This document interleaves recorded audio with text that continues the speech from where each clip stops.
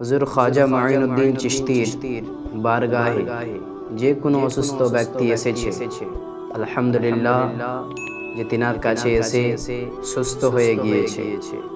আলহামদুলিল্লাহ আলহামদুলিল্লাহ। হুজুর খাজা মাঈনুদ্দিন চিশতি তিনি একজন এমন আল্লাহর ওয়ালি, যিনাকে শুধু আমরাই নয়, যিনাকে শুধু মুসলমানই নয়, যিনাকে হিন্দুদের মধ্যেও কিছু ভাই আছে যারা তিনাকে মানেন। মুআজ্জাজ সামিঈন কেরাম, অন্যান্য ধর্মেরও কিছু মানুষ রয়েছে যারা হুজুর খাজা মাঈনুদ্দিন চিশতিকে মানেন।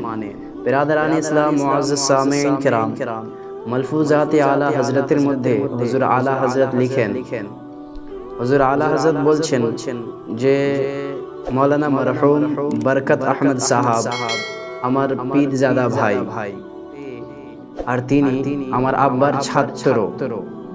মাশাআল্লাহ, তিনি একদা আমার কাছে বয়ান করেছিলেন, তথা হুজুর আলা হযরতের কাছে বয়ান করেছিলেন কি যে আমি তথা হুজুর মরহুম বরকত আহমদ সাহাব, যিনি হুজুর আলা হযরতের বাবার ছাত্র, তিনি বয়ান করছেন যে আমি নিজের চোখে একদা দেখেছি যে এক গরমের সময় একজন ব্যক্তি, মুসলমান না, গैर মযহাবের একজন ব্যক্তি, যার শরীরে পুরো শরীরে ঘা হয়ে গিয়েছিল, সে নিজের ঘা নিয়ে আরাম পাচ্ছিল না। সে যেন হুজুর খাজা মাঈনুদ্দিন চিশতি আলাইহি রাহমাতু ওয়া রিদওয়ানের দরবারে আসতো, আর আসার পরে সে ওই জায়গায় পাথরের উপরে, বালির উপরে শুয়ে যেত, আর শুয়ে গিয়ে বলতো, এ খাজা আমার শরীর খুব জ্বলছে, এ খাজা আমি আরাম পাচ্ছি না, এমন করে বলতো।